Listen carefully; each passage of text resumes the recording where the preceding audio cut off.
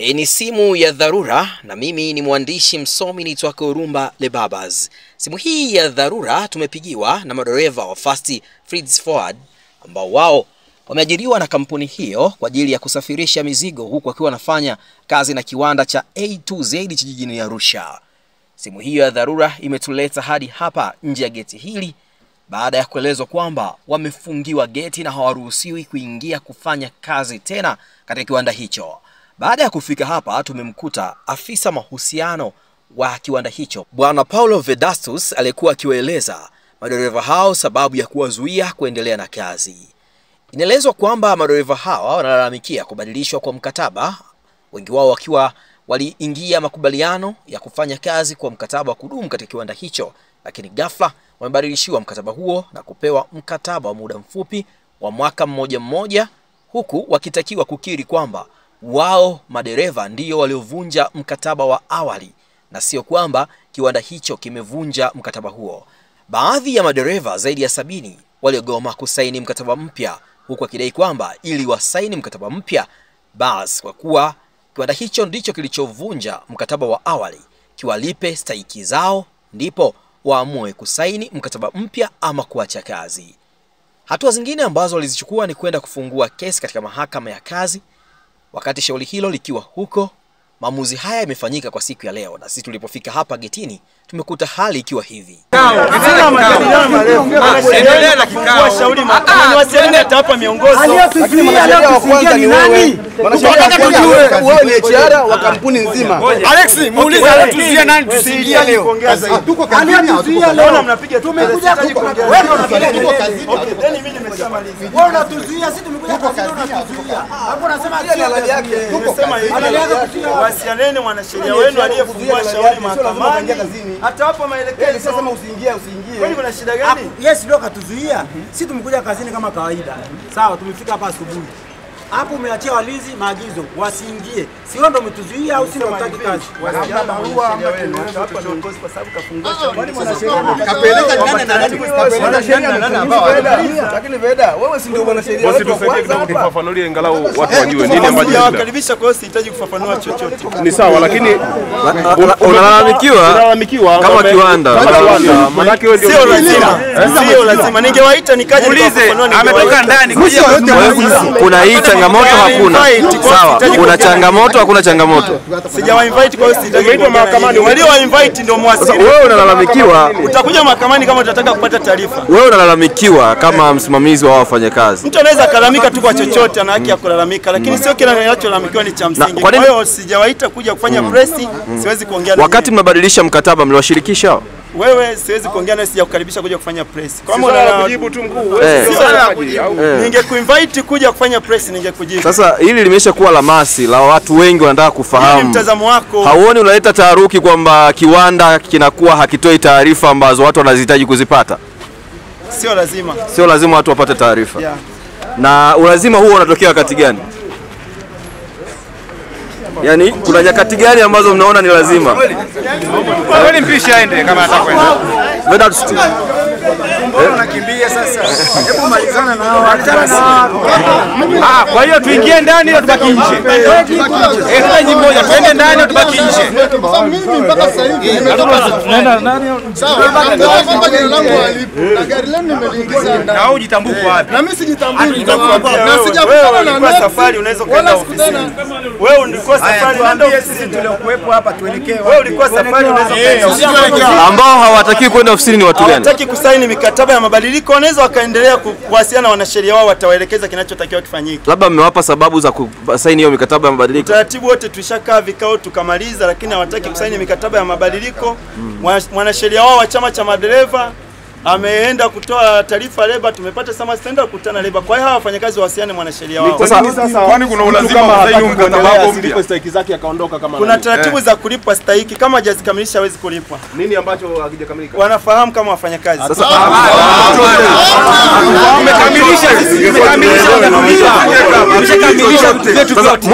mwisho bosi, shauri likiwa mahakamani na nyinyi mnachukua maamuzi mengine, huoni kama mnaenda kinyume na kinacholalamikiwa mahakamani?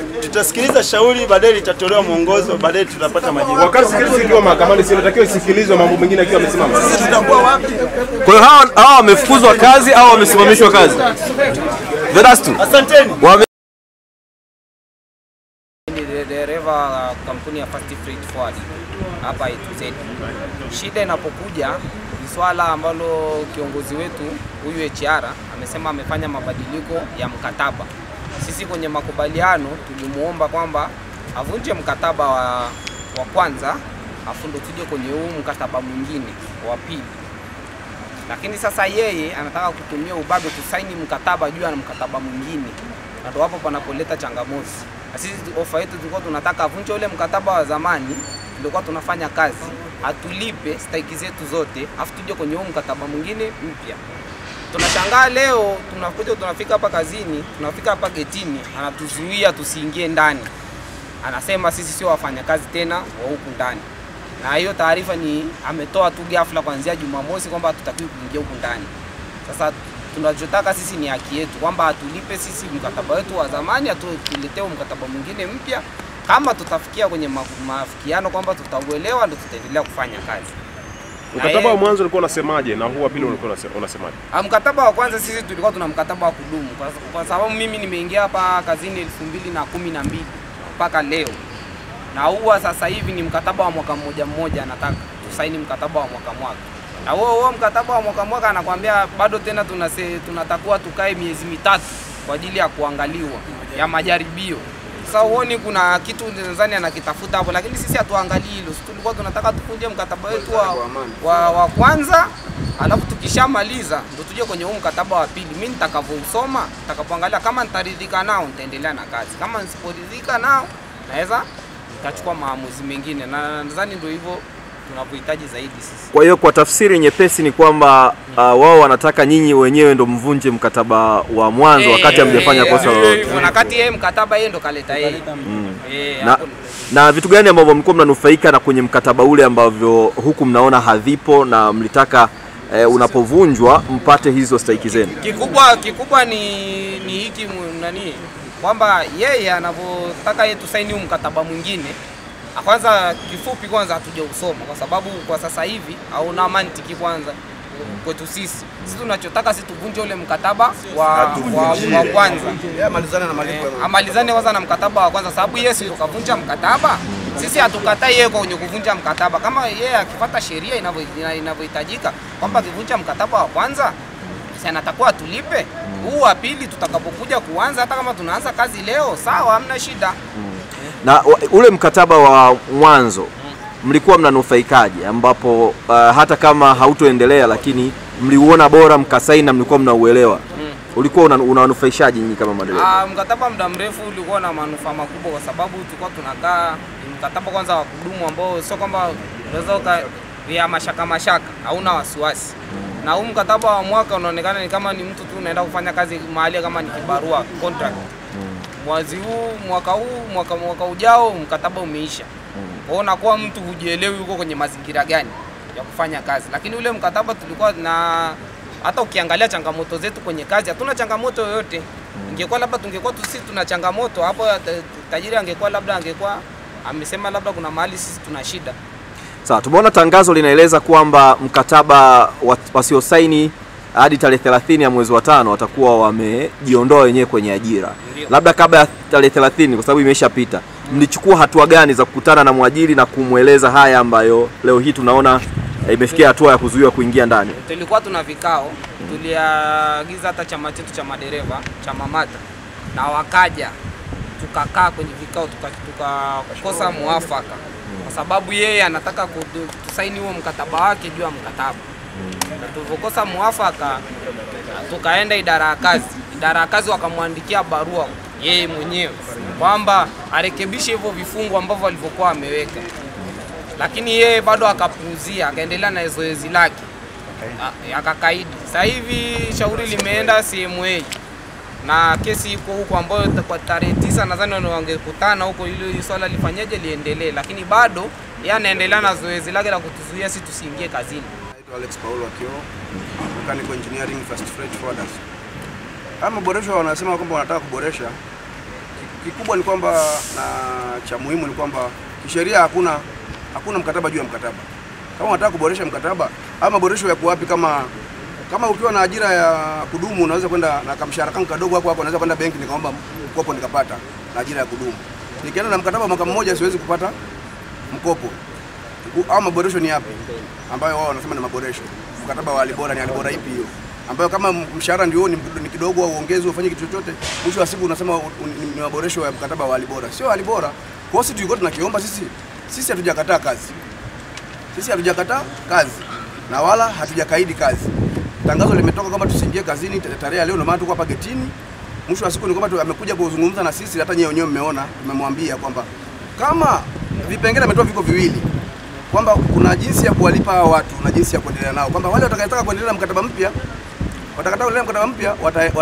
zile stahiki zao zote zitahamishwa kwenye mkataba huo mpya. Wasiotaka kuendelea watalipwa kwa mujibu wa sheria. Umeshanielewa? Sasa sisi kama sisi ameona kama tumekataa kuendelea na kazi, si ndio?